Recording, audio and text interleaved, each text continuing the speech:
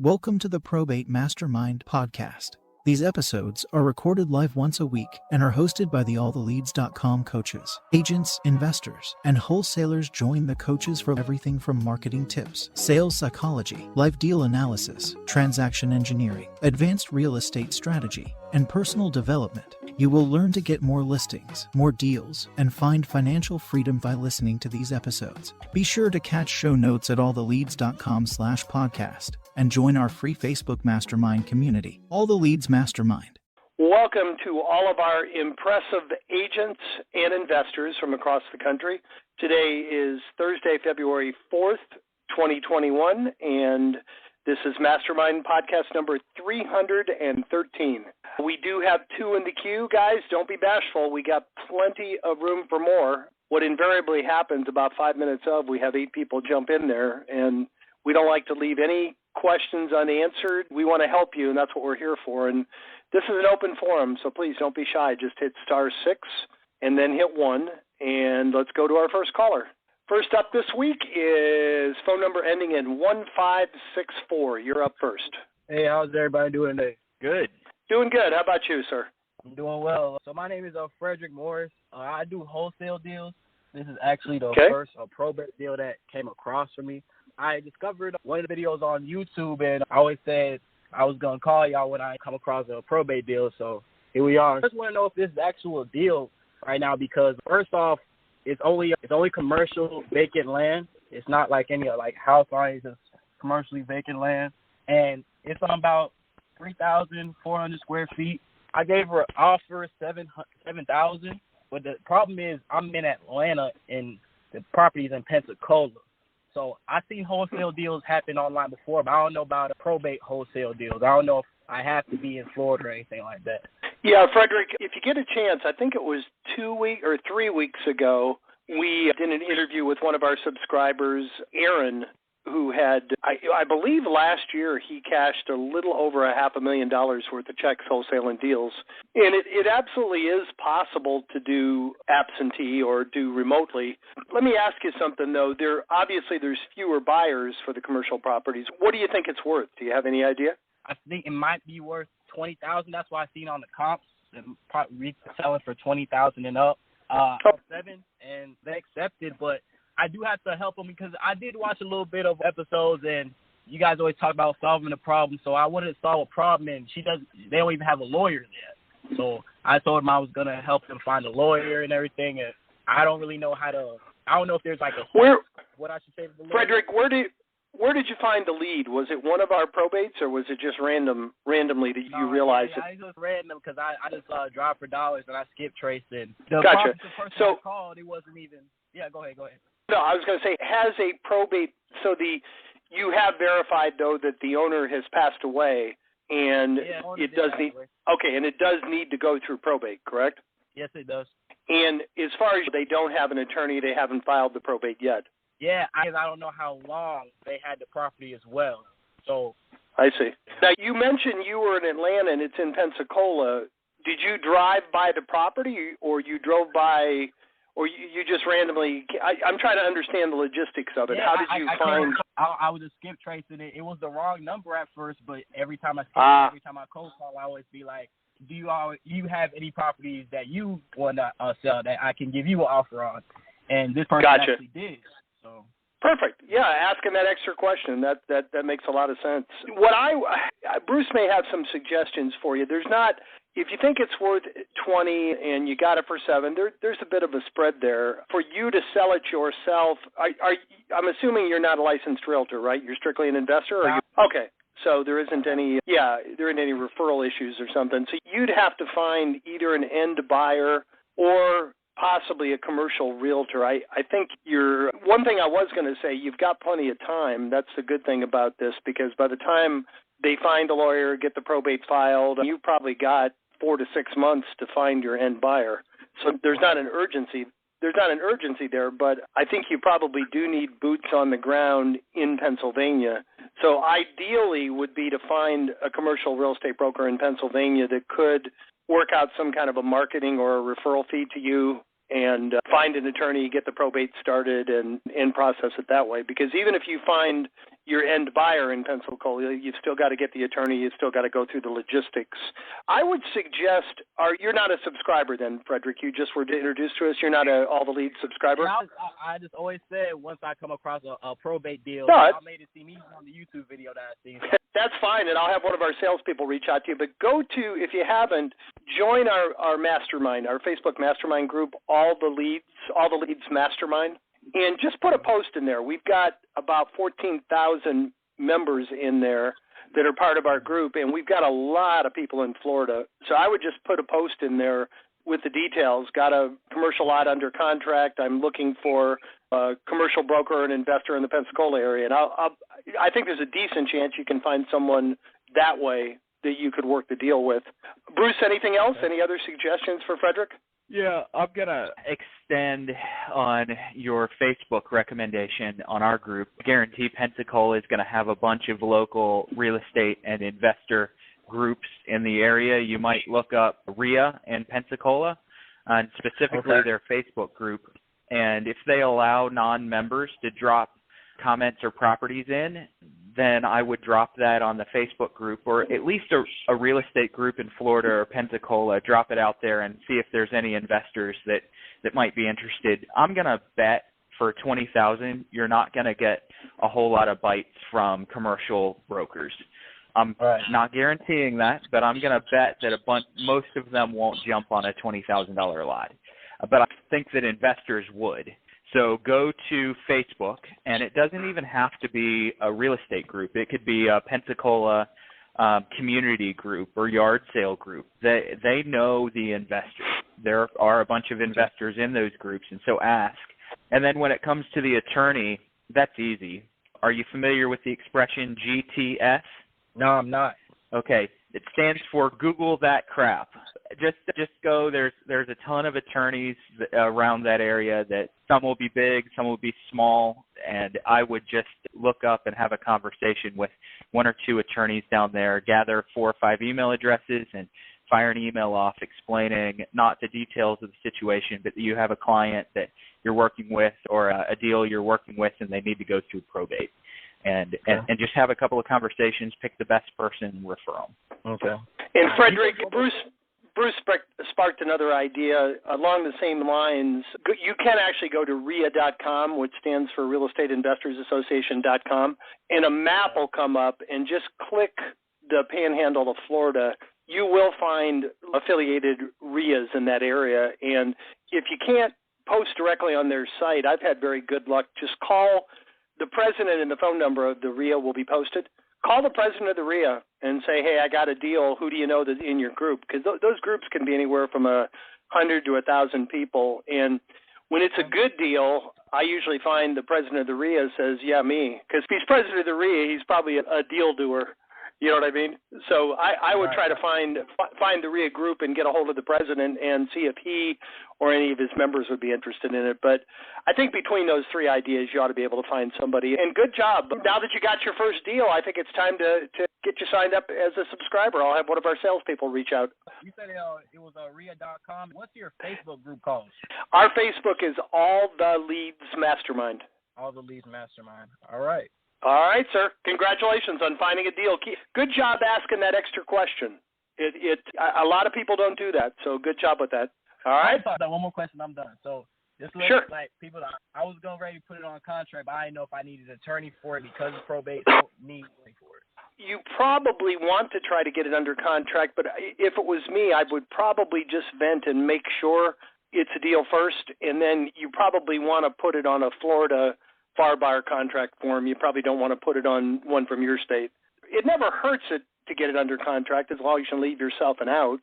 But I might just make a phone call or two and don't give out the exact specifics and make sure that it is a deal and you are able to do something with it, and then go back and say to your seller, great news, I found somebody in that area. I'm going to go ahead and send you over an agreement. And you can probably get the person in Florida to help you draft it on a Florida contract. All right. I appreciate y'all. All right. Likewise. Thank you, sir. Thank you. All right. Next up is phone number ending in 3315. You're up next. Yes. How you doing? My name is Harold. I've been actually getting caught up on you guys' podcast for the last 30 days. I think it's really great information. Great. I got into a situation with a client of mine. I'm a real estate agent. I'm also moving into the investment side, too. And it turns out one of my clients who are elderly was asking questions of property and what you guys were saying. Harold, we're getting a little bit of an echo. Are you on a speakerphone or something? Can you pick up? Can you hear me? It's about the same, but that's okay. Are you hearing that too, Bruce? It's an echo effect? Yeah. It could be because I'm out of place. Yeah, go stick your head out the window. Yeah. Yeah, is it better now? Yes, actually, that seems a bit better. Yes, sir. Okay, that's my fault.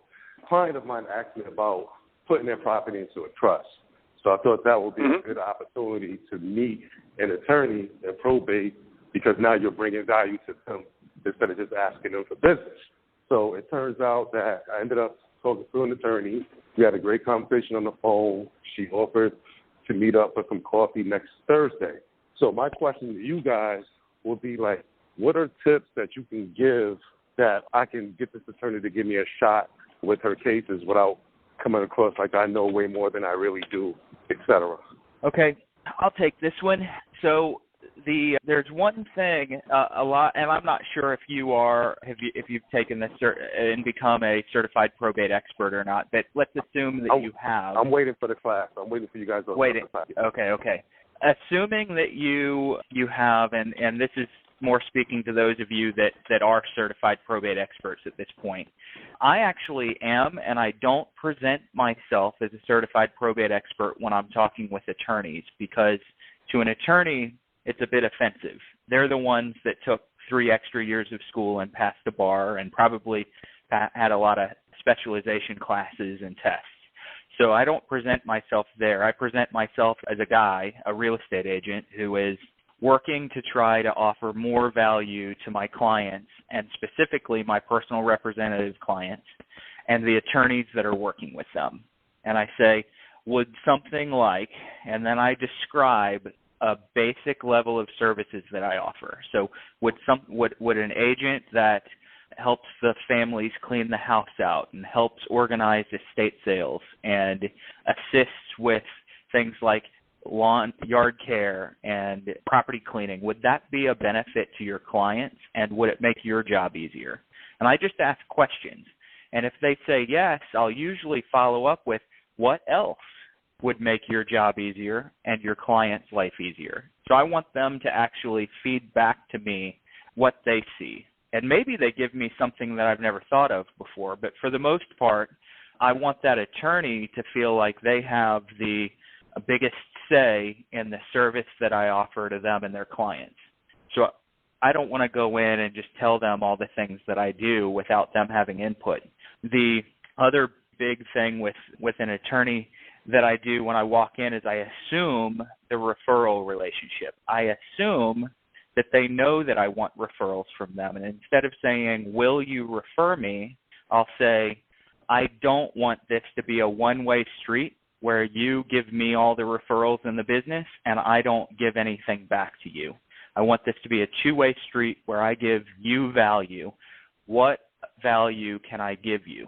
So now we've just skipped right over my request and gone straight into an assumption that they're already going to be referring me. And unless they correct me, I really think that I'm right. And it implies a referral relationship without me having to beg for it. That's pretty good. Yeah, that's pretty good. All right. That sounds good. I'm definitely going to put that to the test next Thursday, and hopefully I'll call back on Thursday after and let you know what happened. Bruce, I've never heard that before. I love that. I love both of those lines. Great advice. Yeah, all right, absolutely. Go get them and come back next week and let us know how you did. Appreciate you participating. Absolutely. Thank you. Thank you, sir. We have 4 more in the queue, guys. We still squeeze a few more in if you want to hit *6 and then hit 1. In the meantime, next up is phone number ending in 5819. Good afternoon. This is Karen, Braithwaite Yarn. The name of my company is ABC Real Estate Group, LLC. We've been in the business of buying, rehabbing, and selling homes since 2015. And my husband discovered ATL, and we're very happy for that. We've mailed out now 2 lists of 100 each leads. And I spoke with Bruce yesterday, and he was telling me that he works his leads list for at least 6 months before he starts a new list. So that was very helpful to know. Also, he gave me a wonderful lead because I was trying to find folks who are here to ask them how they are doing. Grant Cox. Mr. Cox is down in the Virginia area. That's not too far from me. And he asked me a question. What value was I bringing? And I hadn't answered that question completely for myself or going forward, even though I have my website up now. My ATL website is up, but I had to really think about that. It took about 20 minutes, wrote out my elevator speech, and I sent it to him. Now, he had not in any way indicated he was going to read it and comment, but he did. It was just amazing. He added some things to it that I hadn't thought about that would make it more effective and sent it back to me with best wishes. So I just want to say the folks in this group were marvelous. I thank you very much. And lastly, when I talked with Bruce the other day, I forgot to ask him about the probate seller interview sheet. One of the interview sheets is a single page, I'm assuming, and then the other is 7 pages long. Just wanted to make sure I was correct with that information. I have them both in front of me, and I'm assuming that the short one is that folks are trying to get you off the phone real quick, and the longer one is if they give you an opportunity to actually ask them something. Is that correct? So you are correct. Did you download those from the All the Leads site, or were those things that I had shared with you on our call? One of the ladies in the office, Darcy, I think she sent them to me, and then you sent me the probate seller interview sheet, the single page one. Great. But she sent 2, both okay. That and the other, which was 7 pages. You're correct. The single page interview sheet is a list of every kind of idea that you want to either convey or question that you want to ask.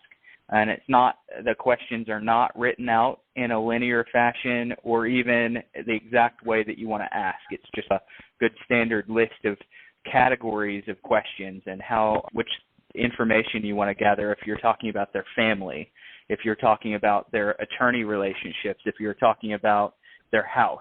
So it's categorically there. And then the 7-page one is when you get further into a conversation and you want to really start building out that rapport. Now, there's one thing that I do want to clear up for those of you that are listening. Everybody's going to have a different strategy and a different budget.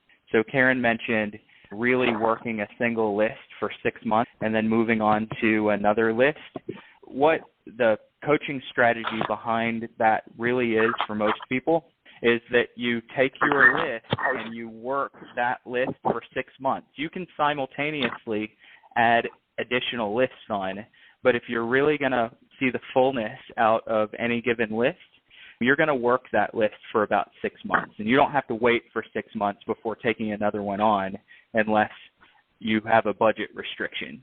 You can continue to take other lists on as long as you see that through for 6 months to really get the fullness and the highest conversion rate. You still there, Karen? Okay. Yes, I am, and I do have a question. I'm looking at this probate seller interview sheet again, and the one that seems to have 7 pages to it is the first page. I'm assuming you just fill out with date, personal representative, attorney, phone number, and email. And then the next page is powerful questions and closes. And the 7th page is sales approaches, common objections, and it ends on point number 4, hinge close. Okay, so Karen, that document, there's a better document for scripting. That document, and we'll take that down or won't distribute that. The first page is the interview sheet, and the additional pages are techniques for creating a script and techniques for closing. I have a better one that I can share with you or our other subscribers that get a coaching call than that. You should use the single page for your interview sheet. And that basically could go in your folder when you start a relationship and you start a dialogue with someone. You could put it in a folder for that person or that lead, and it will gradually gather all the information that you want to know about them while you're working toward doing a deal with that person or family. The other 7-page document, just get rid of that one and get with me for the new dialogue sheet. Yep. That's what you're calling it, so I can differentiate it from the probate seller interview sheet? Yep, it's a probate dialogue sheet. Okay. Does that help, Karen? Thank you very much.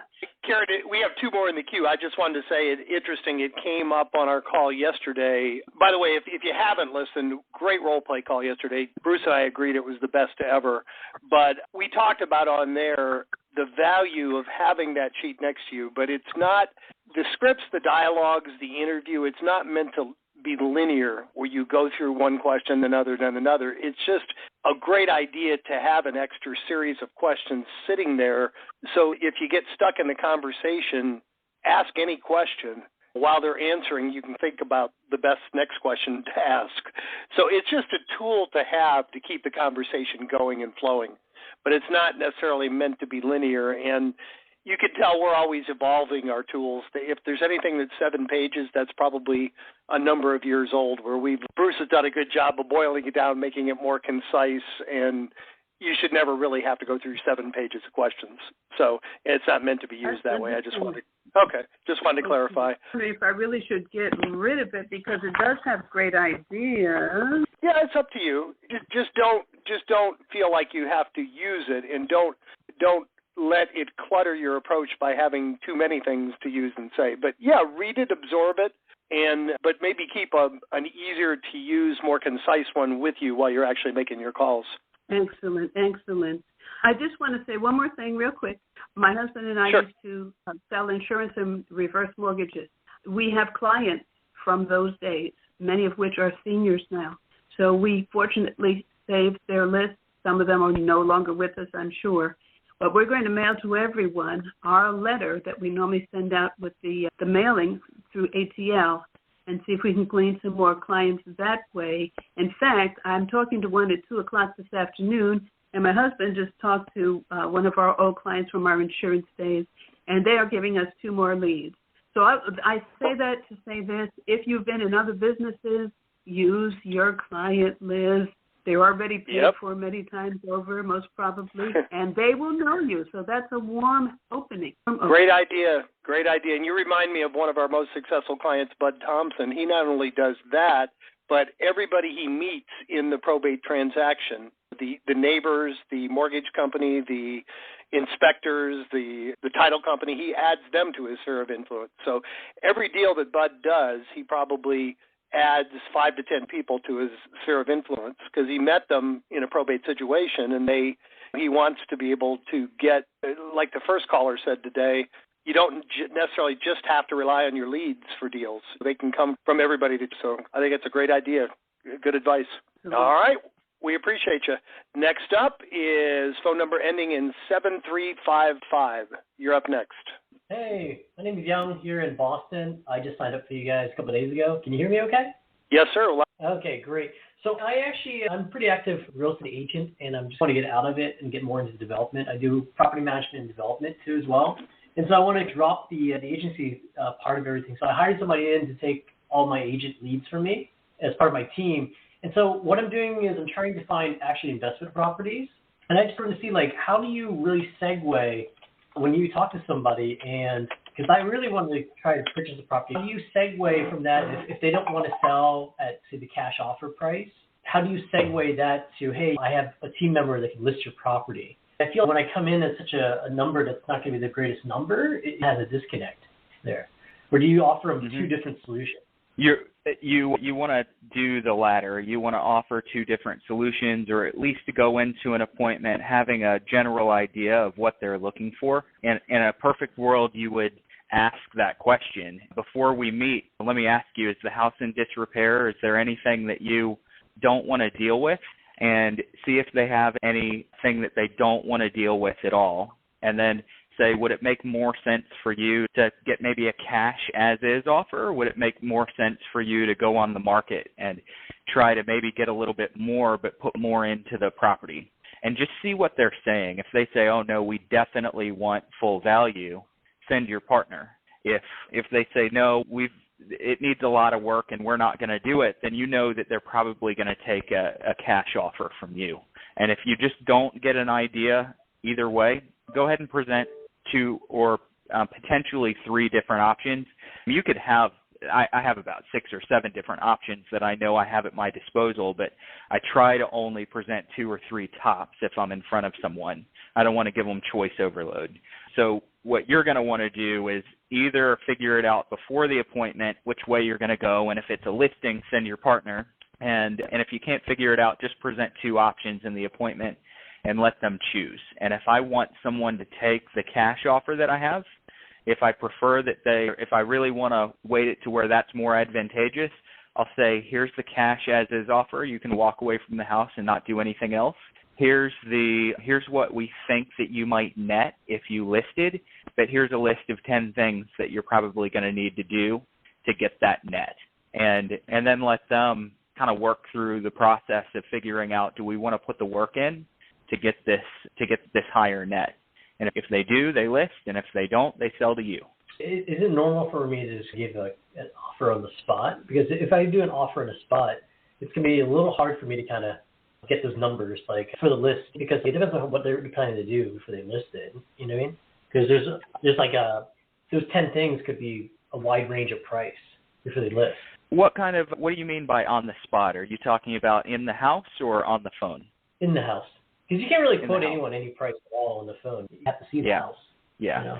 So normally I just go through, and you've got an idea, having a real estate background, I'm sure you have an idea of what that house might list for if it was cleaned out and had a couple of repairs.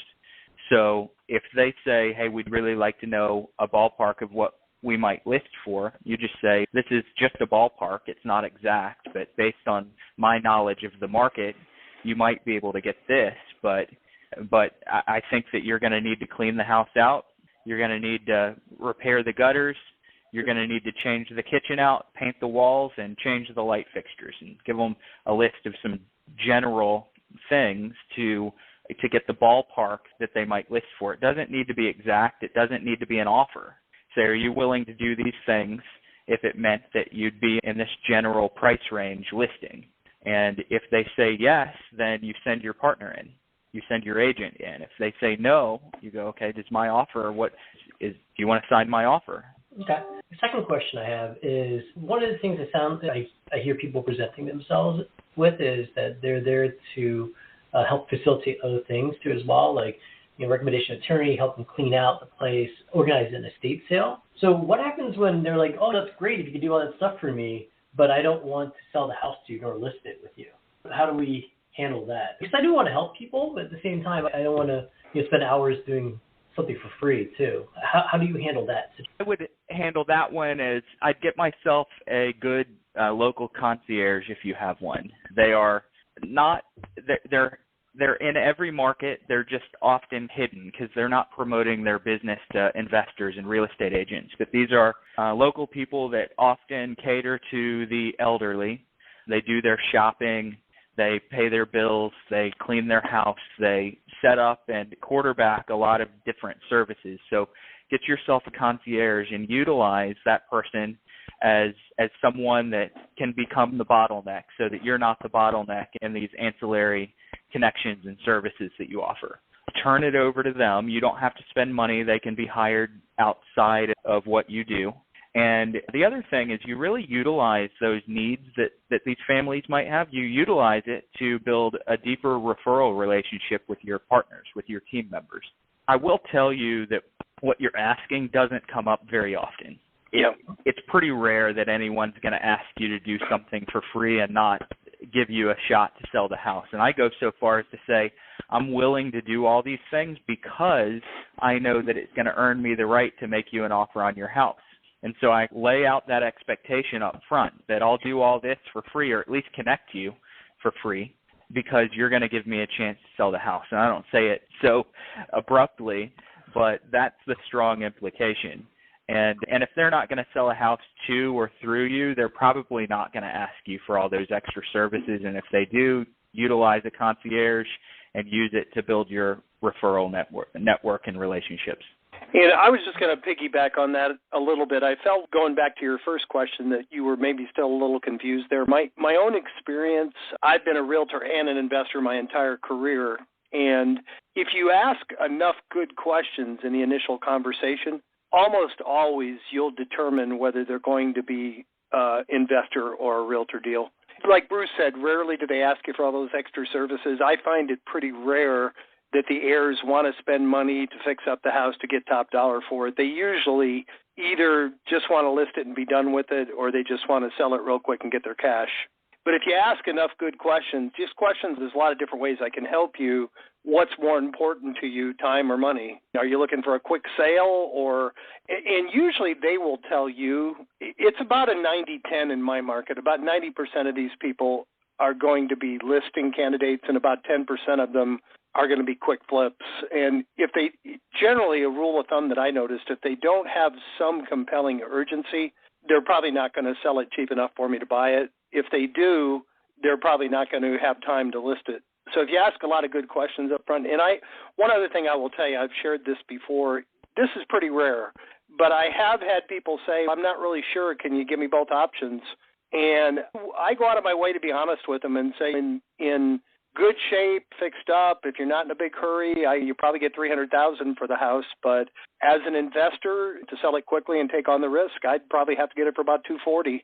And I can't tell you how many people have called me back and said every other investor they talked to told them it was worth $200,000. So they didn't have any intention of listing it anyway, and they appreciated my honesty, so they'll go ahead and sell it to me for $240,000. So I think the more questions you ask in your initial conversation, most of the time, by the time you go out there, you're going to know, do they have the money? Do they really want to put the time and effort into it? You're going to pretty much know in your initial conversation whether they're a flip or a listing candidate. Does that make sense? Yep. Okay. Let me go ahead and piggyback on that really quick with a good question to ask that you should be asking everyone that you have a conversation with is, how much do you think the house is worth? And you can phrase it any way that you want, but you need to know how much they think it's worth, because you might be surprised, both positively or negatively, on what they think it's worth. Yeah. It might really be worth $200,000, and they say, I think $150,000, and they might say $250,000. But at least get an idea of what they think it's worth. And then I would follow up that question of their answer with the question, is there any work that you need to do to make sure that you get that value? And see if they will list off everything that needs to be done. That'll give you a really good idea through the conversation of which way you're going to go as well. Because if they say, yeah, it's worth about $180,000, and yes, I've got to clean the house out, and I probably have to replace the roof and the HVAC in the kitchen, then you've got a really good idea when you go to that meeting which way they're going to lean. Do you think saying how much it's worth versus how much it appraises, which one's better? Asking them, do you mean? Yeah. Saying how much do you think it's worth? I wouldn't ask about an appraisal. Most of the time they haven't gotten one, and if they have, the appraiser usually on just an independent appraisal, in my experience, most appraisers go high. So I'm not going to ask them about the appraisal. All right. We appreciate it, sir. We have 3 more in the queue. Next up is 8831. You're up next. Hi, this is Andrew from New Jersey. Hey, Andrew. Wanted to ask a quick question as it relates to when you get a probate lead from the courthouse, they usually have all of the next of kin. And they'll have maybe 1 or 2 administrators or executors or executress on there. And my question is, do we contact everybody, or do we focus mostly on the executors of the estates? So I think that you contact everybody. In my world, I usually take the first round of phone calls and concentrate on the executor. First round. If the executor hasn't answered and doesn't return my call within a day or 2, I just assume that they might be part of the 80% that don't answer unknown numbers. So I start my second round and all subsequent rounds of calls. I'll call all of the numbers. And you get people that answer the phone that are obviously not the executor. And one good way to go about that, and this is just a little bit of a pattern disruptor, is just say, let's say you're calling John and a woman's voice answers. You say, this doesn't sound like John, and get a little chuckle. No, a lot of times they're not going to say, I'm his cousin or I'm his sister. They're just going to say no, and then you say, I was trying to reach John, give the last name, and simply say, I'll tell you what, this is Mary, this might relate to you too. Could I take 60 seconds and tell you why I'm calling? And that's a great introduction and way to get into your presentation, your offer, with the person that's not the PR. And you heard me chuckle a little bit there because Bruce and I, when I was doing it, I did the opposite. I would call through all the phone numbers and then go on to the next one. I think if I were doing it today, I would use Bruce's method. I think it makes a lot more sense. The other thing I would say, it really does depend on your number of leads as far as efficiency. If you're getting 20 leads a month and you've got the time, then you might want to just power through all the phone numbers. If you're getting 300 of them, it's much more important that you speak to the most likely person first, and then I would definitely use Bruce's method. Go through the more higher volume of leads you have, I think the more it makes sense to call the first number first, and hopefully they'll call you back and you won't have to get to the subsequent numbers. Absolutely. Yeah. That's so another true. Because in some cases, I will have multiple phone numbers for, let's say, that one individual. So I've been calling through just the first number, just trying to get through everybody as quickly as possible. I guess typically, would you, if one person has, let's say, four phone numbers to call, would you call all 4 phone numbers at one time, or would you just move on to the next one and then in the second round call the second phone number that's available? How many leads are you getting every month? So I go down to the Union Essex County, so it's usually around 100 to 200 a month. Okay. Then personally, I would use Bruce's method. Then that's a lot of leads. It's a lot of calls to make. You agree, Bruce? Yeah. Yeah, call the one that looks the most relevant. If it's disconnected or there's no voicemail attached to it, obviously drop down. But I'd like to get through that list as quickly as possible with that many leads. And then the second time, go ahead and dial each and every number associated with the lead. But the first time, let's just get through it and try to find the low-hanging fruit that's willing to have a talk with you. And then every time after that, call all the numbers. Okay. Thank you, guys. All right. Thank you, guys. We have 2 in the queue. We probably can squeeze 1 or 2 more in if somebody wants to jump in. Just hit *6 and hit 1. Next up is phone number ending in 0055. You're up next. Hey, guys. How you doing? Michael. Great. Hey, Mike. Run a hard negotiating seller I'm dealing with, and I want to kind of just run you by this deal I'm working on. The after repair value is $450, needs about $50, and he says, Mike, you need to guarantee me $350. My number is $300 as an investor, so basically I do believe that the retail market is between $390 and $400 for this house in a very desirable area, no question. My take is I would be putting on a realtor's hat. I don't have the buyers right now. However, I do have 2 colleagues, two buddies of mine that are realtors that have already told me that they have buyers looking for exactly this. The challenge is I'm just wondering what you would do if you're in this situation. He hasn't given me a listing or anything like that yet. I already disclosed I got 2 people. Please get me in. It's been a struggle to get into the house because they live in another state and they only come once in a blue moon. So he's basically, look, I'll pay a commission, but I need to net $350, and you let me know when those 2 people want to see it, and I'll meet you at the property. And I'm just wondering if you have any comments or feedback on how we would structure this, especially with the 2 realtors that have buyers, because in an ideal situation, I just put up a small deposit, which I don't mind risking if, God forbid, things go south, and then I would assign the contract. But it's hard to assign contracts. I haven't done it too often with retail buyers unless they're cash buyers. And both of these guys are qualified, but they need to get mortgages. So how would you be handling this with the paperwork? And I'd just love to hear your take on it. So, Mike, they are both retail and user buyers. They are not investors. Am I correct in that? Yeah, these 2 people who would be paying probably, it'll be tough. I think they're qualified for around $390, which if you factor in like 10% closing costs, including commissions, puts him right at $350. So, yeah. I would just go ahead and take a range for them to go in, make sure that their agents, this doesn't fully protect you, but make sure that their agents know that you're going to be involved as well. You guys go look and their offer needs to account for enough commission to cover your acting as middleman, in which case If the deal was good, you would act as the listing agent, work for the seller, and let the other agent work for the buyer. And just make sure that they know that their offer has to net the seller a certain amount. And if it's $350, it's $350. Otherwise, you could go ahead to the seller and say, look, I have these two buyers. Let me sign a non-exclusive listing and come up with a price and say it's good only for these two buyers over the next week. And I'm going to list it at 5%, 6%, 7%, 15%, whatever you want. And just line up for those buyers to come in with that non-exclusive listing agreement, because it sounds to me like the seller probably is not wanting to sign an exclusive yet. Is that a fair assumption on my end? Yes, they were really hoping to avoid any. They are open to it if push comes to shove. They were very disappointed that I can't come up to $350 because they really like just for me to be personally signing a contract or some cash buyer investor at $350. We can't always get what we want.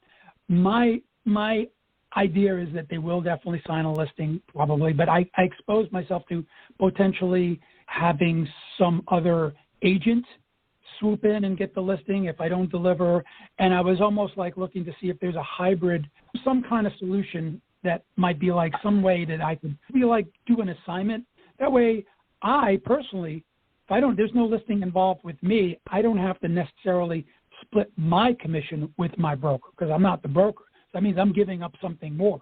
Also, if I have more control and the push comes to shove and there's pushback with the mortgage and the buyer can only go up to something that nets a little less than $350, I can either take some off my end or I'll go back to the realtor and maybe him and his broker will accept 2.25% or 2%. So we can all make it work. Any ideas to do this in a way that would be like an assignment so that I, as the assigner, who takes everything if I wanted to, who's in the driver's seat, so to speak. A couple of options. So number one, we don't know that the seller will accept a contract with an assignment clause. If they will, by all means, lock it up and assign it. If they won't, your two choices are really a non-exclusive listing agreement for only those couple of buyers that says how you and the buyer's agent are going to get paid, or you could do maybe a buyer agency agreement where you and the other agent both represent the buyer at a little bit of a higher commission, and then you represent the buyer, bring the buyer in, and get a commission. It really depends on whether the buyer. So you would dual represent the buyer with the other agent. If the seller won't do an assignment contract or won't give you a non-exclusive listing. But I would bet that the seller would at least give you a non-exclusive listing, laying out a commission. That would be, I think that's what they're going to give you. Yeah, I'll be honest with you. They are just caring about $350. They would happily do an assignment as long as they are netting $350. That's their only care. Okay. Yeah. To simplify it, but do it. If they're willing to do an assignment and you know that if the house is worth $390, sign the contract. So my question then is back to, and I haven't had any experience with this, have you had experience with signing a contract to a retail buyer who needs to get a mortgage, and what's your experience been like that? Has it been a problem because you're using my investor contract, I'm not using a realtor's contract, maybe I can do that, that's fine, but any experience with assignments on a retail buyer who's getting a mortgage? As long as your deal with the seller gives you enough time and flexibility, I wouldn't see any problem with that. Give yourself enough time to where if 2 weeks later the first buyer backs out, you still have a week to put another deal together, you'll be fine. Don't sign a 3-week close, in other words. Maybe sign a 2-month close or a 2.5-month close, and you should be fine. Makes a lot of sense. I appreciate it. Thanks a lot. I really appreciate it. Perfect. And perfect timing. We have one more person in the queue. Last up this week is phone number ending in 5528. You're up last. Hey, this is Justin. I had a quick question. I'll be relatively quick. Situation where a representative just received letters of testamentary. He does have real estate. There was a reverse mortgage on it. He wants it to just be foreclosed. Like, he's done with it. I didn't really know an angle as far as creatively how to how to get around that. He's got some cash offers that doesn't work for him. So he just reached out to the lender and basically let them know to go ahead and foreclose on it. It needs repairs, and he's already put together a estate sale that's coming up. Any advice on that? Justin, is there enough equity there that you or an end buyer could give him $5,000 or a significant amount of money so that he wouldn't want to walk away from it? Or is it upside down with the reverse mortgage? What's the equity position? That's a great question. That's something that I should ask him. I just got off the phone with him before I called in. I wanted to call in and see what you guys might advise me to do. But so basically just ask him where he's at with the mortgage, how much the house is worth. And I wrote down some notes while listening to you guys' answers to others. Yeah, generally, depending on when the reverse mortgage was taken out and what the market's done, generally reverse mortgages do have some equity. They don't lend up to 95%. It's usually 60, 70%. So he may just be perceiving that this isn't worth it. It's in such bad shape. We're so far behind, but I don't want to mess with this. But do you have any idea what do you think the house is worth? I haven't even looked into the house. Like I said, I just got off the phone with this guy, Finger. So that's something that I should probably do next then. Yeah, definitely ask those questions. Before you call back, do some preliminary research and get a general idea of what it's worth. Maybe a general idea of what it's worth in great condition, average condition, and poor condition, just so you have an idea, and then just say ask what kind of condition is the house in, and then follow it up with, do you have any idea how much it might be worth right now and how much you owe? Okay. And if it sounds like there's a spread there, just say, look, I know you were going to give the house back. Would it be worth a quick look just to make sure that you're not losing a whole bunch of money? And, okay. I mean, who would say no to that? I don't know anybody that would say no to that. Is it crazy for me to come out and just to check? There you go. Okay, thank you.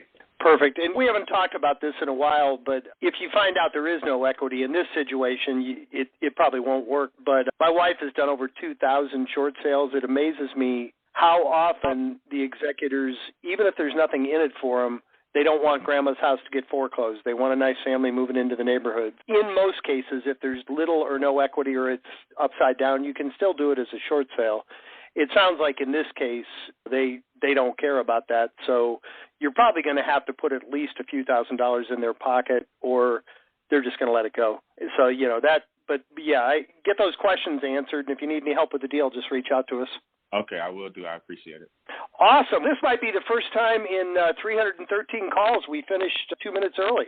I want to thank each and every one of you. We had a great turnout today. I want to thank all of you for being here. I want to particularly thank the half a dozen or so people that actively participated. And I always end these calls the same day. I want to challenge each of you, take one idea, one thought, one thing that inspired you on this call. Go out and put it into practice and come back next Thursday and share the results with the group. Be safe, be productive, have a great week, and we will talk to you all same time next Thursday. Take care, everybody.